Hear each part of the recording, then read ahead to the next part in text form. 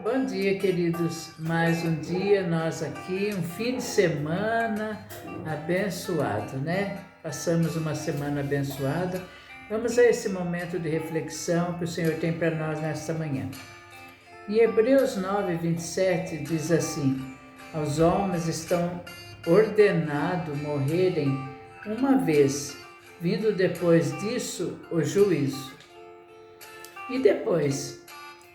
Com certo jovem que pretendia fazer carreira na área jurídica visitou um professor que conhecia e lhe falou sobre os seus planos e seus projetos, com uma dose de orgulho. O velho mestre escutou pacientemente e, por fim, ele perguntou: "E o que você pretende fazer depois de terminar os estudos?" "Eu serei um advogado", respondeu o jovem de pronto. "E depois?", perguntou o professor. "Eu lidarei com muitos casos difíceis e farei um nome para mim como advogado." "E depois?", repetiu o mestre. Surpreso, o jovem pensou por um momento e disse: "Talvez eu pegue mais casos lucrativos e fico rico."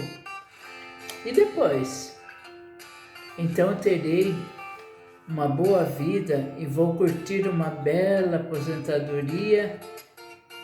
"E depois?", "E no fim de tudo vou morrer como todas as pessoas." O professor se levantou e perguntou mais uma vez: "E depois?" O jovem ficou calado, pois não esperava por uma pergunta que se estendesse além da vida.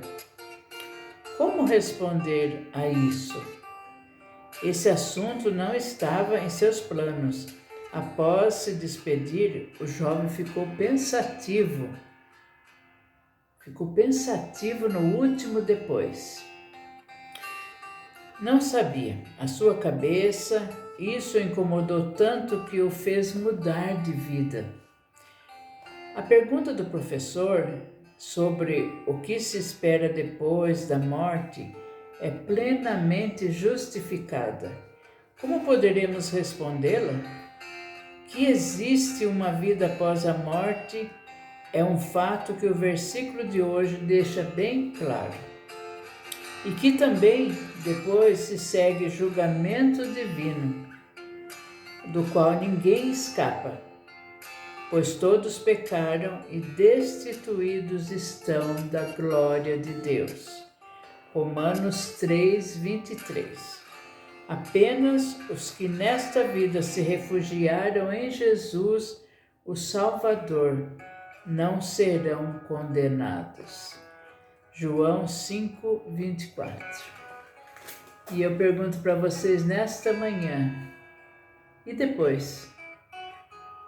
E depois de tudo isso na sua vida?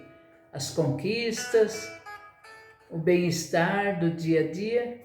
E depois? O que você fará depois?